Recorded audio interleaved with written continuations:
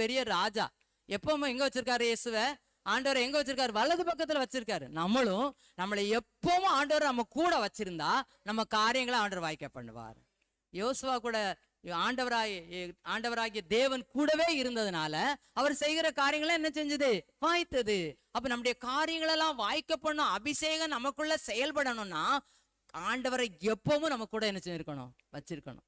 எப்போதும் அவரோடு கூட நம்ம நடக்கணும், அவரோடு கூட நம்ம இருக்கணும், அவரோடு கூட நம்ம பழகணும், அவரோடு கூட நம்ம பேசணும். எதன் மூலமா?